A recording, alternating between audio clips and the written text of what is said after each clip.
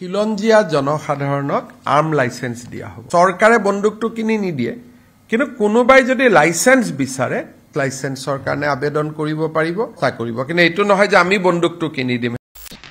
হয় আপুনি নিজৰ টকাৰে বন্দুক ল'ব লাগিব চৰকাৰে আপোনাক বন্দুকটো ৰাখিবলৈ লাইসেন্স দিব যেনে বাইক বা কাৰ চলাবলৈ লাইসেন্স দিয়ে নমস্কাৰ এই ভিডিঅ'টিত মই আপোনালোকক দেখুৱাম অসমত বিশেষকৈ স্থানীয় খিলঞ্জীয়া বা সংবেদনশীল অঞ্চলত কেনেদৰে অস্ত্ৰ লাইসেন্সৰ বাবে আবেদন কৰিব পাৰিব আহক আমি ভিডিঅ'টো আৰম্ভ কৰোঁ অসমত সীমান্তীয় অঞ্চল বা খিলঞ্জীয়া অঞ্চল বা বনাঞ্চল সংলগ্ন গাঁৱৰ বাসিন্দাই অস্ত্ৰ লাইসেন্সৰ বাবে আবেদন কৰিব পাৰে এলিজিবিলিটি ক্ৰাইটেৰিয়া কোনসকল ব্যক্তিয়ে এই বন্দুকৰ বাবে বা অস্ত্ৰৰ বাবে আবেদন কৰিব পাৰিব তেওঁলোকৰ বয়স কমেও 21 বছৰ হ'ব লাগিব আবেদন কৰিবলৈ আপোনালোকৰ ঘৰৰ এলেকা ইন্ডিজিনিয়াছ বা সেনসিটিভ এৰিয়া হিচাপে ঘোষিত হ'ব লাগিব যিকোনো বনৰীয়া জীৱ-জন্তু বা বিদেশী সন্ত্ৰাসবাদীৰ ভয় আছে নেকি আপোনালোকৰ তাত তেতিয়া আপোনালোকে আবেদন কৰিব পাৰিব আৰু কোনো ক্ৰিমিনেল ৰেকৰ্ড থাকিব নালাগিব আপোনালোকক পুলিশ ভেৰিফিকেশন কৰিব পুলিশ ভেৰিফিকেশন হোৱাৰ পাছতহে আপোনালোকক অস্ত্ৰ বা বন্দুক আপোনালোকক দিব এতিয়া কি ডকুমেন্টছ লাগিব আপোনালোকক কম আপোনালোকক লাগিব ভোটাৰ আইডি বা আধাৰ কাৰ্ড বাসস্থান প্ৰমাণত আপোনালোকে ইলেক্ট্ৰিচিটি বিলো দিব পাৰিব আৰু জন্মৰ প্ৰমাণ পত্ৰ আৰু এটা পাছপোৰ্ট সাইজ ফটো গাঁওবুঢ়াৰ পৰা এটা পৰিচয় প্ৰমাণপত্ৰ আৰু মোস্ট ইম্পৰ্টেন্ট পইণ্টটো সুৰক্ষাৰ প্ৰয়োজনীয়তাৰ লিখিত কাৰণ কি কাৰণে আপোনালোকক এই অস্ত্ৰ বা বন্দুকৰ প্ৰয়োজন হেতু ভালকৈ আপোনালোকে লিখি জমা কৰিব লাগিব বন্ধুসকল এই লাইসেন্স আপোনালোকে দুই ধৰণে আবেদন কৰিব পাৰিব আপোনালোকে অফলাইন আবেদন কৰিব পাৰিব লগতে অনলাইনতো আবেদন কৰিব পাৰিব অফলাইন কেনেকৈ আপোনালোকে আবেদন কৰিব তাৰ বিষয়ে অলপ কম অফলাইন আবেদন কৰিবলৈ আপোনালোকে ডিসি অফিচত যাব লাগিব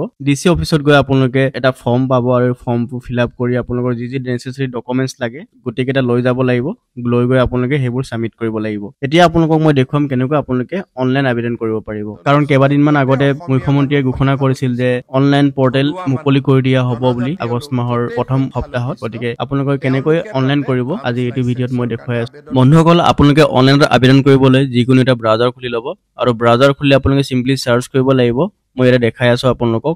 arms licence apply online in Assam পুনৰবাৰ কৈছো আপোনালোকক arm licence online apply in Assam এনেকৈ আপোনালোকে সিম্পলি সাৰ্চ কৰিব লাগিব সাৰ্চ কৰাৰ লগে লগে প্ৰথম যোনটো অপচন ওলাব আপোনালোকৰ তাত register for issue of arm licence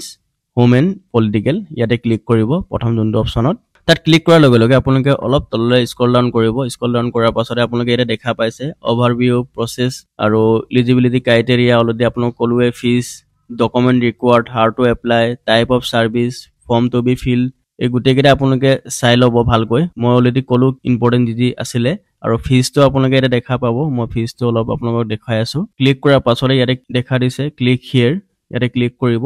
ইয়াত ক্লিক কৰাৰ পাছতে আপোনালোকে ইয়াতে দেখা পাব ইয়াত কিছুমান অস্ত্ৰৰ নাম দিয়া আছে অস্ত্ৰবোৰৰ নামৰ আপোনালোকে কিমান ফিজ দিব লাগিব কেই বছৰ ৰিনিউ কৰিব লাগিব হেবোৰ গুটে আপোনালোকে ইয়াতে চাব পাৰিব মই গুটে ডিটেইলছবোৰ চাই নাথাকো এতিয়া আপোনালোক কৈ নাথাকো ভিডিওটো লং হৈ যাব বহুত গতিকে আপোনালোকে নিজে চাই ল'ব কোনটো অস্ত্ৰৰ বাবে কিমান টকা চৰকাৰক ট্যাক্স দিব লাগিব আৰু তাৰ ভ্যালিডিটি কিমান থাকে আৰু কিমান বছৰ মোৰ ৰিনিউ কৰিব লাগিব হেবোৰ ইয়াত গুটে ডিটেইলছ দিয়া আছে আপোনালোকে চাই ল'ব তাৰ পাছতে আপোনালোকক মই এতিয়া দেখুৱাম কেনেকৈ আপোনালোকে অনলাইন আবেদন কৰিব পাৰিব হাউ টু এপ্লাই ইয়াতে ক্লিক কৰক তাত ক্লিক কৰাৰ পাছতে ইয়াতে ফৰ্ম টু বি ফিল ইয়াতে দিয়া আছে এটা ফৰ্ম আপোনালোকে ফিলআপ কৰিব লাগিব ডাউনলোড অপচন ক্লিক কৰিব ক্লিক কৰাৰ পাছতে এটো যোনটো ফৰ্ম হয় আপোনালোকে এটো ফিলআপ কৰিব লাগিব সহি সিগনেচাৰ যি কৰিব লাগে আছে আপোনালোক কৰি ল'ব আৰু ইয়াত যি লিখা আছে যি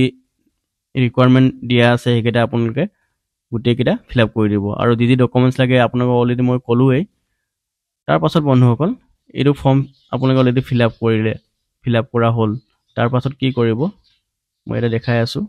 তাৰ পাছতে আপোনালোকে ইয়াতে দেখা পাইছে type of service offline yes দিয়া আছে গটিকে এতিয়ালৈকে চৰকাৰে যোনটো অনলাইন প্ৰসেসটো লঞ্চ কৰা নাই এতিয়ালৈকে চালু কৰা নাই গটিকে আপোনালোকে এতিয়া যদি এপ্লাই কৰিব বিচাৰে তেন্তে আপোনালোকে অফলাইন থ্ৰুদি কৰিব লাগিব মই অলৰেডি কৈছিলো যে আপোনালোকে অফলাইন কৰিবলৈ কেনেকৈ কৰিব লাগিব ডেপুটি কমিশনাৰ অফিচত যাব লাগিব ডিসি অফিচত তাত গৈ আপোনালোকে এই ফৰ্মটো ফিলআপ কৰিব লাগিব ফৰ্মবোৰ ফিলআপ কৰাৰ পাছতে যি নেসেসাৰী ডকুমেন্টছ খোজা আছে হেবোৰ আপোনালোকে দিব লাগিব পুলিশ ভেৰিফিকেশন কৰিব লাগিব